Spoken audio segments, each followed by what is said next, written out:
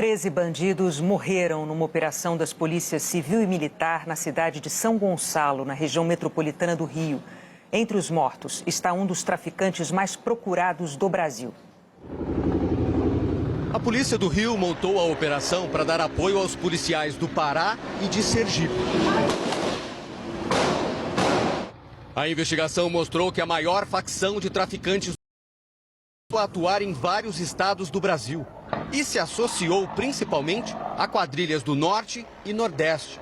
E quando esses bandidos precisam fugir de lá, o esconderijo são as favelas do Rio de Janeiro.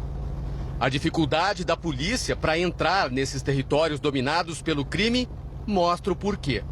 Além de barricadas que bloqueiam o acesso em várias ruas, para enfrentar o poder dos traficantes, a operação hoje, por exemplo, precisou do apoio das tropas de elite das forças policiais, de veículos blindados e de helicópteros.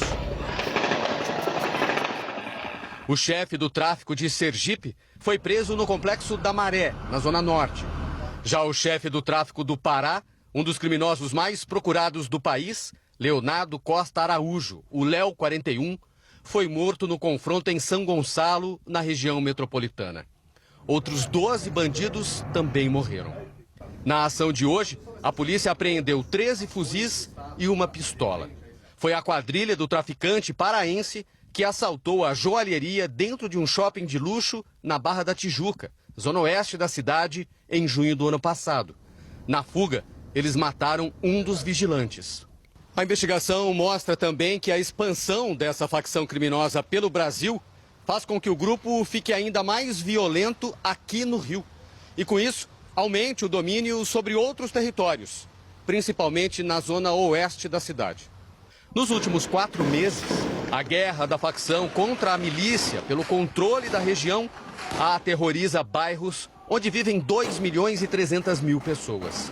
Acho que a nossa parte, enquanto força de segurança, tanto do Estado de Janeiro, quanto de outros estados, a gente vem fazendo de uma forma integrada, inteligente, com planejamento, mas é necessário também que a gente consiga a participação de outros órgãos, principalmente o governo federal, que possa nos ajudar no controle de fronteiras, controle de rodovias e os outros municípios também.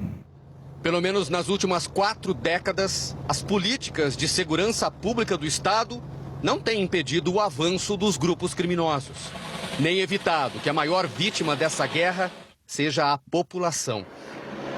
3 moradores ficaram feridos hoje. Postos de saúde foram fechados. Alunos de escolas da região tiveram que se abrigar durante o tiroteio. Crianças vivendo a brutalidade e o terror de uma guerra que nem entendem, mas que aprendem desde cedo a conviver com as consequências. Quietinhos. Baixinho, baixa. Abaixa. Nesta quinta-feira, a polícia do Rio Grande do Norte registrou 3 incêndios criminosos. Bandidos atearam fogo numa estação de tratamento da Companhia de Águas e Esgoto em Natal, num ônibus escolar e num trator em Lagoa Nova, no interior do estado, e numa moto dos Correios, em Macaíba, na região metropolitana. A juíza Gabriela Hart, da 13ª Vara Federal em Curitiba, levantou o sigilo das investigações da Operação Sequaz, que desmontou ontem um plano de sequestros e assassinatos de autoridades públicas. O senador Sérgio Moro era um dos alvos da facção que age inclusive dentro de presídios e também fora do Brasil. Hoje de manhã, antes da divulgação dos detalhes da investigação, o presidente Lula chegou a dizer que os planos contra Moro seriam uma armação do ex-juiz. A declaração provocou indignação do senador do União Brasil. Os 9 presos pela Operação Sequaz passaram hoje por uma audiência de custódia virtual e depois foram transferidos para o sistema penitenciário. Eles são suspeitos de planejar o sequestro e assassinato de autoridades de Estado. Entre os alvos da quadrilha estavam o senador Sérgio Moro, a mulher dele, a deputada federal Rosângela Moro, ambos do União Brasil, e os filhos do casal. O promotor de justiça Lincoln Gaquia, do Ministério Público de São Paulo, e outras autoridades e funcionários da segurança pública no país também estavam na mira da facção. Hoje, a Justiça Federal em Curitiba suspendeu o sigilo do inquérito. A ordem de prisão e de busca e apreensão contra os integrantes da quadrilha é assinada pela juíza federal Gabriela Hart. Em 2018, ela substituiu o então juiz Sérgio Moro na 13ª Vara Federal de Curitiba, onde estavam os processos da Operação Lava Jato. Gabriela Hart assumiu o inquérito da Operação Sequaz na semana passada, depois que a juíza da 9ª Vara responsável pela investigação até então saiu de férias. Neste trecho da decisão, Gabriela Hart afirma que as provas colhidas indicam que atos criminosos estavam efetivamente em andamento na cidade de Curitiba há pelo menos 6 meses, contando com a presença de investigados, compra de veículos, aluguel de imóveis e monitoramento de endereços e atividades do senador Sérgio Moro. A juíza destaca uma série de mensagens cifradas para demonstrar a existência do plano contra as autoridades. Nesta, o homem apontado pela polícia como chefe do grupo responsável pelos ataques pede que a mulher guarde essa lista de códigos. Moro, segundo o inquérito, vem associado à palavra Tóquio. Sequestro é Flamengo e ação Fluminense. Nesta outra mensagem, os bandidos citam o endereço residencial do senador em Curitiba, além do e-mail e do telefone celular da filha de Moro. O documento também traz fotos de imóveis alugados, que serviam de base para a facção. Os investigadores descobriram que os bandidos tinham acesso até ao sistema de câmeras usado pelas forças de segurança de São Paulo, que identifica placas de carros e permite saber por onde o veículo circula. Conversas interceptadas pela Polícia Federal indicam ainda que a facção cogitou atacar Sérgio Moro durante o segundo turno das eleições do ano passado. Segundo a investigação, um integrante da quadrilha esteve no endereço onde Moro votava, em Curitiba, e anotou todos os detalhes do lugar, desde as câmeras de segurança até possíveis rotas de fuga. Pela manhã, antes da decisão da juíza de suspender o sigilo da investigação, o presidente Luiz Inácio Lula da Silva disse que o plano revelado pela Polícia Federal para sequestrar e matar autoridades seria uma armação de Sérgio Moro. Foi durante a visita de Lula às instalações da Marinha no Complexo Naval de Itaguaí, no Rio de Janeiro. Eu acho que é mais uma armação do Moro, mas eu quero ser cauteloso. Eu vou descobrir o que aconteceu. É visível que é uma armação do Moro. Mas eu vou pesquisar, eu vou saber por que da sentença. Eu até fiquei sabendo que a juíza não estava nem em atividade quando deu o parecer para ele. Mas isso a gente vai esperar. Eu não vou ficar atacando ninguém sem ter provas. Eu acho que é mais uma armação. E se for mais uma armação, ele vai ficar mais desmascarado ainda. Sabe, eu não sei o que ele vai fazer da vida se ele continuar mentindo do jeito que está mentindo. A afirmação do presidente Lula contraria declarações do ministro da Justiça, Flávio Dino, e do diretor-geral da Polícia Federal, Andrei Rodrigues, nomeados pelo próprio presidente Lula. Ontem, em entrevista coletiva, Flávio Dino classificou a operação da Polícia Federal como uma investigação séria, feita em defesa da vida e da integridade de um senador de oposição ao governo. À tarde, o senador Sérgio Moro respondeu à declaração do presidente Lula. Hoje fui surpreendido com uma fala do presidente da República que simplesmente riu das ameaças à minha família e chegou a sugerir que poderia ser uma armação da minha parte. Eu repudio veementemente essas afirmações. Há uma família ameaçada pelo crime organizado. Se o presidente não tem nenhum apreço por mim, pela vida humana, peço pelo menos que respeite aqui a minha família. Peço que respeite o trabalho que a Polícia Federal está realizando e o trabalho que as polícias que estão prestando segurança a mim e a minha família estão fazendo. A Associação dos Delegados da Polícia Federal declarou que confia plenamente no trabalho dos delegados que atuam no caso, que as investigações foram conduzidas com cautela e amparadas na lei e que todo o trabalho da Polícia Federal é acompanhado de perto pelo Ministério Público Federal. A Associação dos Juízes Federais do Brasil afirmou que a atuação da Justiça Federal tem se mostrado extremamente importante no combate ao crime organizado. E afirmou que ataques pessoais a juízas e juízes provocam instabilidade social e se distanciam da necessidade urgente de conciliação entre os poderes.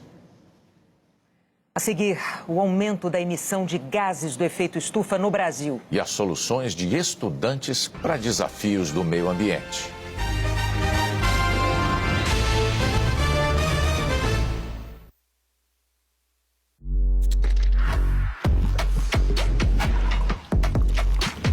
Budweiser, a cerveja oficial do Lollapalooza Brasil. Beba com moderação. Abra uma poupança. Poupe, poupe a beça. São milhões em prêmios. Entre nessa festa e leve com você seu sonho mais louco. Concorra a milhões lindos no seu bolso. Promoção Poupança Premiada Sicredi. Traga sua poupança pro Sicredi e concorra a 2,5 milhões em prêmios em dinheiro. Bota fora Magalu. Ofertas com até 50% de desconto. Compre na loja e pague só em maio. Samsung Galaxy A03 Core, 599, só R$ 59,90 mensais. Smart TV 54K, 2.199 no Pix. Moto G32, 1.099 ou 109,90 por mês. Lavadora Electrolux 14 quilos, só R$ 99,90 mensais. Ventilador ou liquidificador, R$ 99 à vista cada. Corra pra loja e aproveite. Bota fora. Buscar no Magalu, tem no Magalu. Ser PSOL é proteger os Yanomami e todos os indígenas. Lutar por um Brasil mais justo e igualitário, com educação de qualidade e valorização dos profissionais. Defender o povo preto e as mulheres contra o racismo e o machismo. Ser firme contra o fascismo pela democracia. Ter no humanismo o centro da revolução. Lutar pela democracia e por um Brasil que cuide de quem mais precisa. Felice ao PSOL. Domingo no Auto Esporte. Sempre gostei de aventura. A aventura faz parte da minha vida. Vamos viajar com esse SUV aqui. Granizo amassou? Tem jeito. Importados usados. Diferenças e semelhanças entre os freios de um carro elétrico e o de uma combustão. Rally de velocidade. Como é bom participar. Esse campo sequencial veio pra ficar. É domingo, depois do Globo Rural no Auto Esporte.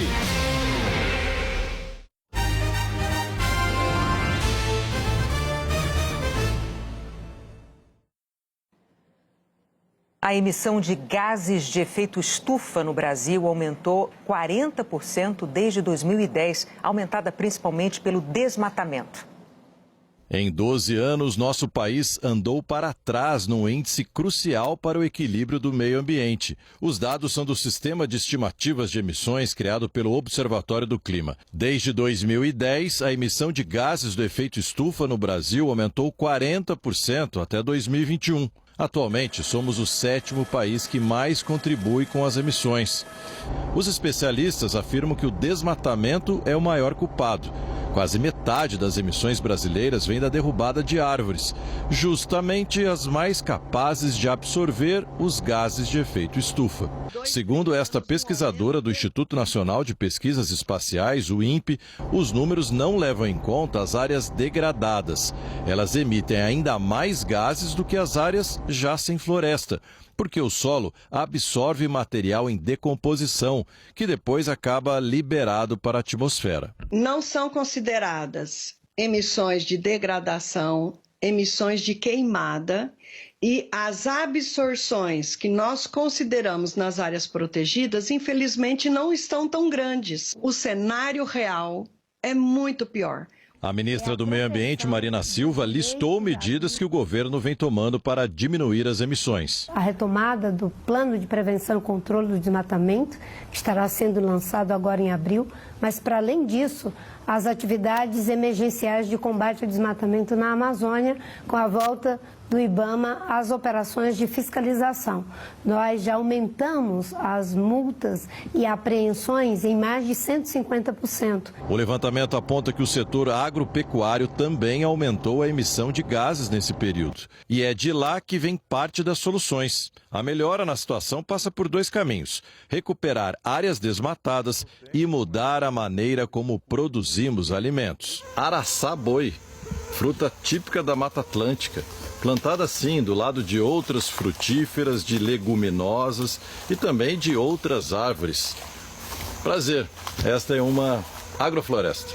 Esse tipo de cultivo que junta plantação e reflorestamento dispensa o uso intensivo de fertilizantes, o que diminui a emissão de gases. O projeto começou há 13 anos e a fazenda do Patrick, no interior de São Paulo, passou a receber visitas de produtores rurais interessados em replicar o cultivo. Pode colher sua fruta, pode colher sua planta, quer dizer, você tem um apoio hoje grande e interesse científico de desenvolver esse tipo de sistema, principalmente em áreas protegidas também.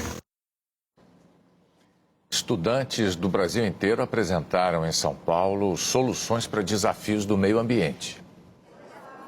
Eles têm pouca idade e muito futuro. Imaginam um amanhã movido a desenvolvimento sustentável. De uma escola pública de Umbaúba, Sergipe, nasceu a ideia de substituir a sacola plástica muito usada na feira da cidade. As alunas não tinham laboratório e acharam a resposta olhando para cima. Uma sacola feita de palha seca de coqueiro. Muitas pessoas ainda vão conhecer as ecobags, mas estamos muito esperançosos que vai dar tudo certo e que as pessoas vão dar um clique na mente e ver que o plástico não dá mais. Como destino, a sacola vira adubo. Ela se biodecompõe e leva nutrientes para o solo, porque ele é um material orgânico. Estudantes do município de Patos, Paraíba, se incomodaram com o descarte das cascas de banana. E a partir delas surgiu um canudo que faz bem à natureza. Através dessa casca, que tem um material um pouco fibroso, é possível sim fazer um plástico e que ele pode substituir facilmente o plástico comum que nós utilizamos em todo o nosso dia a dia hoje. As crises alérgicas de colegas de uma escola técnica de Suzano, na Grande São Paulo, levaram a uma descoberta. Stephanie e os amigos criaram uma tinta de parede com um componente orgânico que diminui a quantidade de elementos tóxicos. As três têm problemas como rinite, sinusite, por conta de fungos e bactérias que acabam ficando em paredes de quarto. Então, a gente desenvolveu isso não apenas por conta do trabalho de conclusão de curso, mas também porque a gente se via utilizando isso no futuro. Depois de 3 anos só no mundo da internet, a USP voltou a servir de casa para a maior feira pré-universitária de ciências e engenharia do Brasil. São centenas de jovens de todo o país encontrando saídas para problemas que o mundo enfrenta. É claro que para eles traz muito orgulho exibir as soluções, mas estar aqui é também poder concorrer a bolsas de estudo, conseguir estágios e grandes oportunidades. Dos 225 projetos dessa feira, 9 vão ser selecionados para a maior competição do gênero nos Estados Unidos em maio. É para representar o Brasil diante de outros 80 países. A aposta é nos projetos que têm como foco um planeta que se sustente, seguindo os Objetivos de Desenvolvimento Sustentável da ONU. Eles veem, olha, falta tanto para tantos e às vezes a gente está desperdiçando. Então eles trazem essas questões e aprofundam essas questões, tanto buscando referenciais já que estão aí na literatura, como coletando dados na localidade, seja na escola, seja na comunidade. É um problema que tem que ser resolvido agora. Não podemos deixar para depois, deixar o meio ambiente para depois. O nosso planeta está precisando de socorro agora. O IBAMA autuou a Eletronuclear em mais de R$2 milhões por ter demorado 21 dias para comunicar aos órgãos de fiscalização um vazamento de material radioativo em setembro do ano passado. A usina Angra 1 teria lançado 90 litros de água contaminada na Baía de Itaorna, em Angra dos Reis. Os órgãos ambientais querem aprofundar a investigação do caso. O Instituto Estadual do Ambiente recebeu uma denúncia anônima e a encaminhou ao IBAMA e à Comissão Nacional de Energia Nuclear. Nesta semana, a Justiça Federal determinou que a Eletronuclear avalie o vazamento e preste informações em 30 dias. A Eletronuclear declarou que a usina Angra 1 fez uma liberação não programada de um pequeno volume de água com baixo teor de radioatividade, que, como os valores da liberação se encontravam abaixo dos limites que caracterizam um acidente, a empresa tratou o evento como incidente operacional e informou o assunto nos relatórios e no site. A Eletronuclear afirmou ainda que intensificou a monitoração do local e que pretende recorrer da decisão do IBAMA. Em nota, a Prefeitura de Angra dos Reis afirmou que vai entrar como coautora na ação e que as responsabilidades precisam ser apuradas. O IBAMA declarou que estuda medidas adicionais para evitar que episódios semelhantes voltem a ocorrer. Temporais provocaram alagamentos no norte do Piauí. Na zona rural de Campo Maior, choveu durante 8 dias seguidos. Com a ajuda dos pais, estudantes se arriscaram a atravessar um rio usando uma corda. Em 12 horas, choveu na capital do Acre mais da metade do normal para todo o mês de março. 20 bairros tiveram inundações. Um motociclista arrastado pela água foi resgatado por bombeiros. A BR-364, ligação entre Rondônia e Acre, está interditada. Vamos ver como fica o tempo no Brasil todo. Eliana, boa noite. Oi, Renata. Boa noite para você, para o Bonner e boa noite para você também. Ainda há risco de alagamento e enxurrada no Piauí e também no Acre. E em todas essas áreas, que incluem Maranhão, Ceará, Bahia, para o CEMADEM, o Centro Nacional de Monitoramento e Alertas de Desastres Naturais, também Pernambuco e Alagoas. No norte, além do Acre, as pancadas de chuva podem causar problemas no Pará, no Tocantins e em Rondônia. E no sul, no leste de Santa Catarina. As regiões com previsão de chuva mais forte amanhã são essas, com possibilidade de grandes volumes, ventania e raios. No Nordeste, são esperados 50 milímetros no norte do Maranhão, do Piauí e no litoral do Ceará, e 40 milímetros no litoral da Bahia. Enquanto de Sergipe ao Rio Grande do Norte, deve chover bem menos. É o caso também de Palmas e Boa Vista. Já em Belém, Macapá, Manaus, Rio Branco e Porto Velho, tem previsão de temporal. E na capital do Acre, com o tempo mais fechado, fica menos quente. Máxima de 28 graus. Menos do que em Florianópolis, com 30 graus. Por lá, a chuvarada está prevista para tarde e noite. Em Porto Alegre e Curitiba, chove de forma mais isolada e fica abafado também.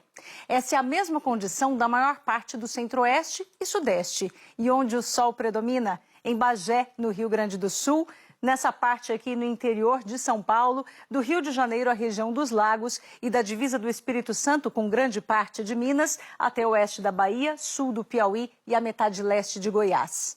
Brasília e Goiânia ficam ensolaradas com 28 e 30 graus e umidade do ar de 40%. É mais seco do que o ideal. A dica é beber água e evitar o sol. Em Belo Horizonte, as mesmas recomendações com calor de 32 graus. No Rio de Janeiro, por causa da umidade do mar, os índices não caem tanto e à tarde faz 33 graus. Em São Paulo, termômetros acima dos 30 também até o fim da semana e com o retorno das pancadas de chuva a partir de amanhã.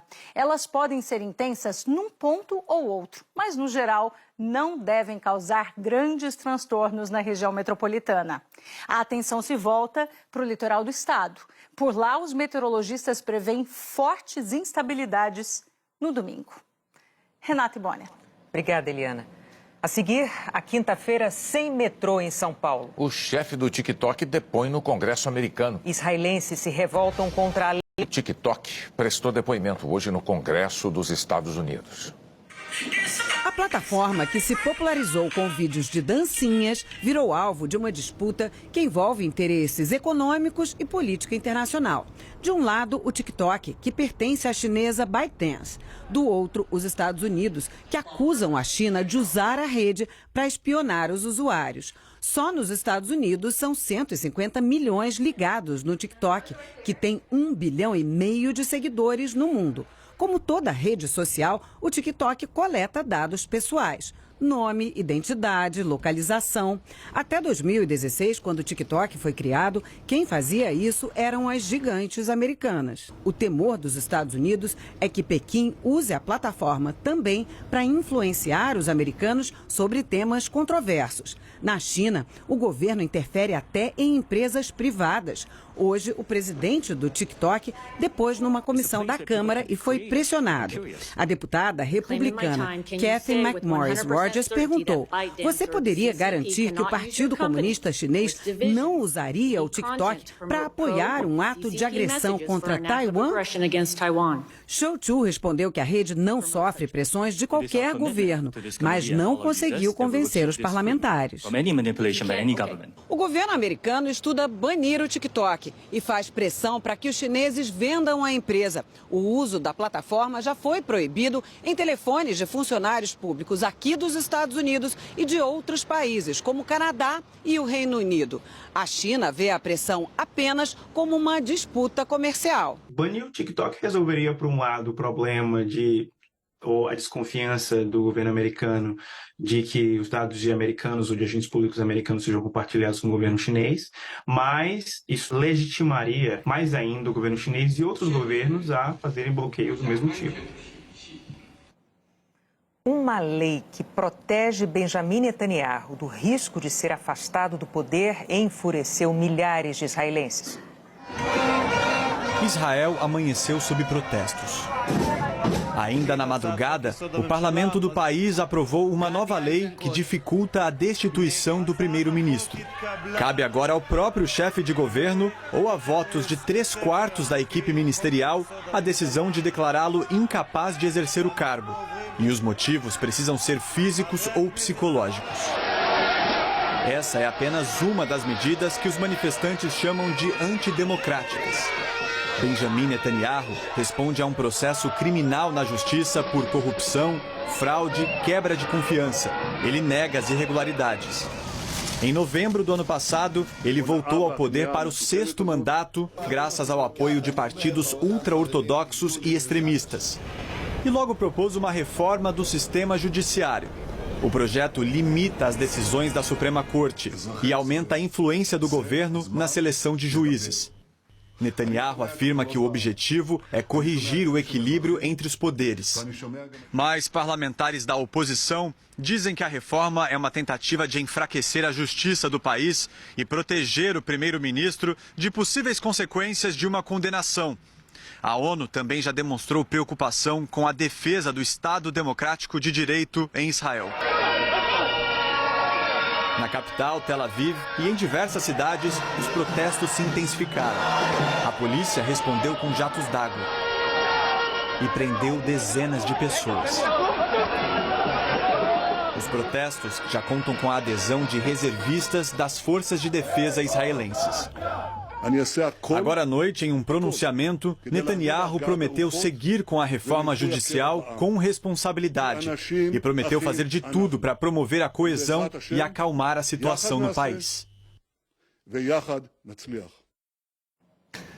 Pelo 9º dia seguido, milhares de pessoas protestaram contra a reforma das aposentadorias na França.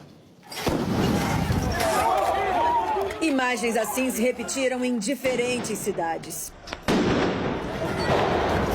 Em Nantes, manifestantes lançaram morteiros contra a polícia de choque e usaram máscaras, óculos de natação e guarda-chuvas para se proteger do gás lacrimogênio.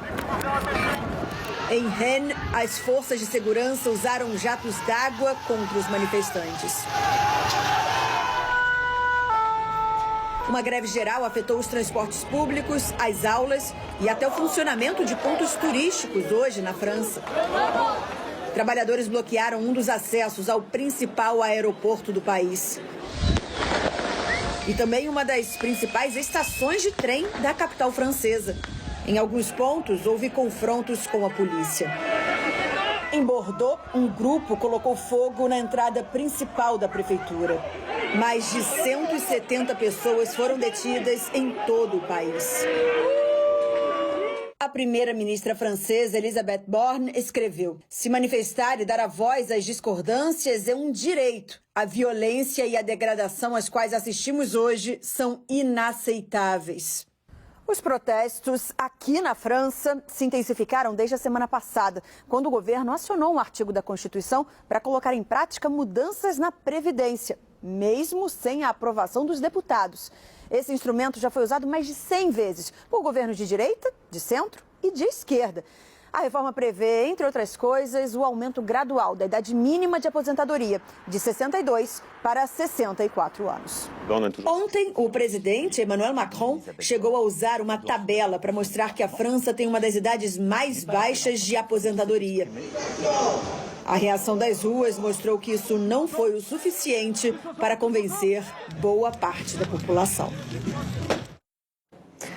Um impasse entre o governo estadual e metroviários de São Paulo deixou milhões de pessoas sem transporte na capital paulista. Quando as 3 linhas mais movimentadas do metrô de São Paulo param, a cidade trava. Foi o que aconteceu hoje, por causa da greve dos metroviários. A opção foi tentar pegar um ônibus num horário em que normalmente eles já circulam lotados. Trabalho lá na Vila Mariana e não tem como chegar, né? Aí tentei ir de ônibus, não entra. Do trem também, não entra. A gente vem trabalhar, ninguém avisa nada, a gente paga R$4,40, a gente vai igual sardinha em lata, chega no serviço atrasado, o patrão não entende e manda embora. Sem os trens da companhia do metrô em circulação e com os ônibus lotados, a Prefeitura de São Paulo suspendeu o rodízio de veículos. O congestionamento pela manhã chegou a quase 850 quilômetros, recorde para o horário. E quem pegou um carro de aplicativo pagou até 5 vezes o valor normal. O Sindicato dos Metroviários entrou em greve porque não houve acordo com o metrô sobre o pagamento de um abono salarial. A categoria queria a liberação das catracas para voltar ao trabalho e seguir com as negociações. O metrô chegou a concordar com a exigência, mas em seguida o governo do estado conseguiu uma liminar na Justiça do Trabalho, determinando o retorno imediato da circulação dos trens. A Justiça proibiu ainda a liberação dos acessos por considerar que colocaria em risco a segurança dos passageiros.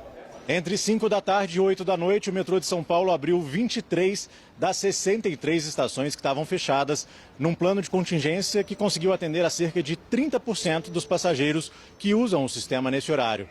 As operações foram realizadas pelos supervisores da companhia.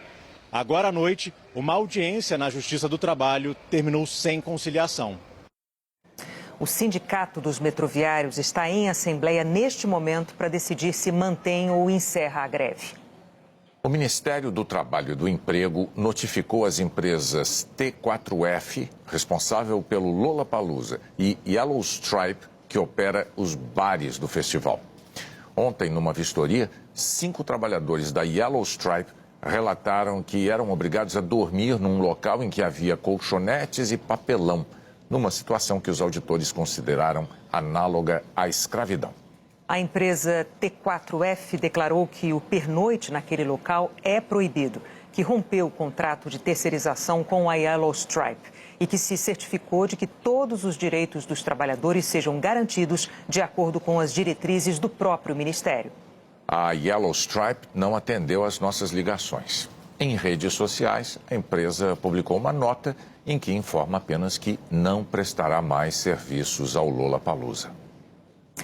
Em fevereiro, o governo federal arrecadou quase 159 bilhões de reais em impostos. Foi o melhor resultado para o mês de fevereiro desde o começo da série histórica, em 1995. O presidente Lula criticou hoje a decisão do Comitê de Política Monetária do Banco Central de manter a taxa básica de juros da economia brasileira em 13,75% ao ano. É preciso a gente deixar que quem tem que cuidar das coisas cuide. Cada um faz a crítica que quiser. Eu digo todo dia, não tem explicação para nenhum ser humano do planeta Terra a taxa de juros no Brasil está a 13,75. Não existe explicação. Eu, como presidente da República, eu não posso ficar discutindo cada relatório do cupom. Eu não posso. Eles paguem o preço pelo que eles estão fazendo. A história julgará cada um de nós. A única coisa que eu sei é que a economia brasileira precisa crescer. Nós precisamos gerar emprego. É preciso garantir que o emprego é a única coisa que garante tranquilidade e dignidade ao povo. Lula também fez críticas ao presidente do Banco Central, Campos Neto. Disse que a lei que estabeleceu a autonomia determina que o BC cuide da política monetária, da inflação, mas também do emprego. Que Campos Neto não está fazendo isso e que cabe ao Senado avaliar. O Banco Central não quis se manifestar. Hoje, o principal índice da Bolsa de Valores brasileira caiu 2,29%. A cotação do dólar comercial subiu para R$ 5,28. Uma disputa entre os presidentes da Câmara e do Senado está paralisando a votação de medidas provisórias que o governo considera fundamentais. As medidas provisórias entram em vigor assim que são editadas, mas precisam ser votadas na Câmara e no Senado em até 120 dias, ou caducam, perdem o efeito. 26 MPs estão na fila de espera.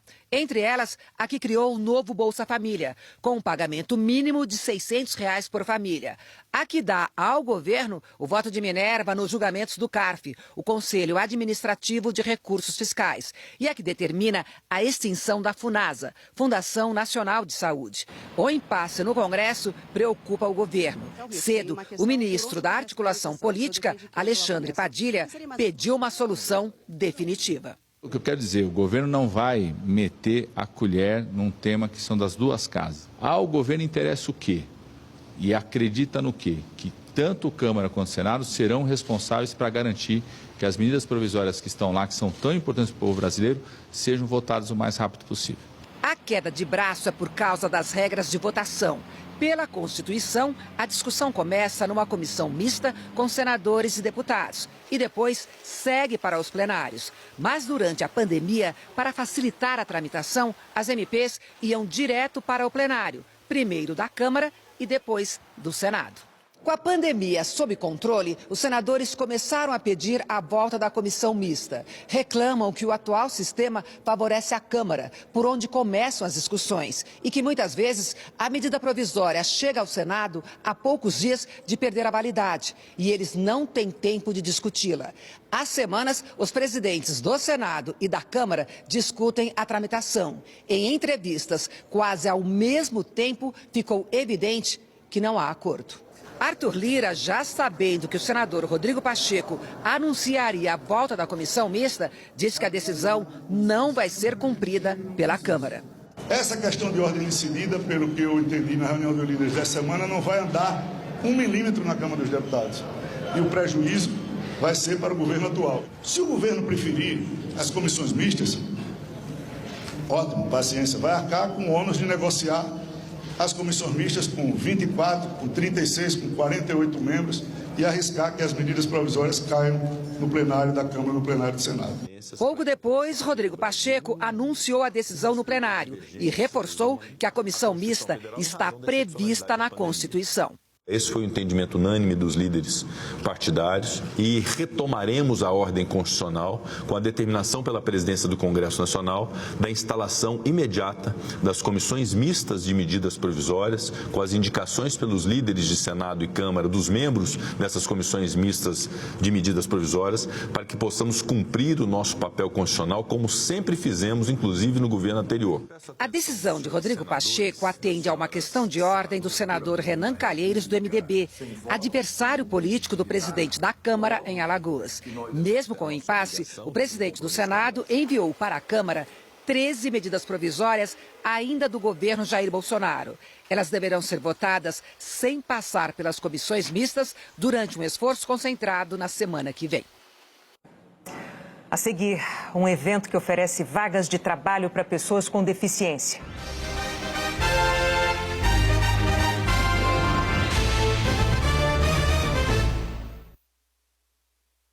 Eu já assisti. Uma pessoas com deficiência que querem entrar no mercado de trabalho.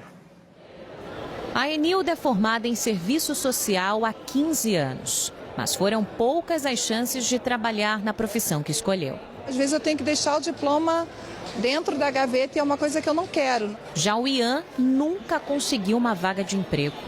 Eu sou uma pessoa com deficiência auditiva, então assim, desde a nascença, desde o meu crescimento, na minha formação, nas escolas também, eu já sempre tive essa dificuldade, essa limitação. E eu acho que o respeito, acima de tudo, tem que haver para que essas barreiras sejam quebradas. Hoje, eles e outras centenas de pessoas tentaram uma oportunidade neste feirão de empregos na Zona Oeste do Rio. O diferencial aqui é que as mais de 800 vagas são voltadas para pessoas com deficiência. A ideia é unir quem busca trabalho e quem quer investir em diversidade e inclusão. Uma iniciativa que tenta diminuir o abismo que existe na contratação de profissionais com algum tipo de deficiência. Uma lei federal aprovada há quase 32 anos determina que empresas com mais de 100 funcionários reservem de 2% a 5% das vagas para estes profissionais. O direito ao trabalho em igualdade de oportunidades com as demais pessoas também está previsto no Estatuto da Pessoa com Deficiência, de 2015. Mas a realidade ainda é a informalidade e o desemprego. Hoje, 17 milhões de brasileiros têm algum tipo de deficiência, mas a cada 10 pessoas com deficiência, 7 estão fora do mercado. Nós temos aqui hoje pessoas, psicólogos, administradores, engenheiros, pessoas qualificadas. As empresas têm que entender que a diversidade, ela vai além dos muros. É dar oportunidade, é ouvir elas. A oportunidade chegou para a Helena há 5 meses. Ela tem deficiência auditiva e trabalha como atendente na secretaria desta faculdade. Eu pensei que teria muitas dificuldades para atender o público, mas com o tempo eu fui me adaptando e eu consegui. Estar sendo uma experiência realmente muito boa. A Luana, que tem deficiência visual, está confiante no mercado de trabalho cada vez mais inclusivo. Não é porque você é uma pessoa com deficiência que você não estude, que você não aprimore seus conhecimentos. Nós estamos aí para mostrar cada dia mais também que nós viemos para mudar. O Jornal da Globo depois de Lady Night. Boa noite. Boa noite, até amanhã.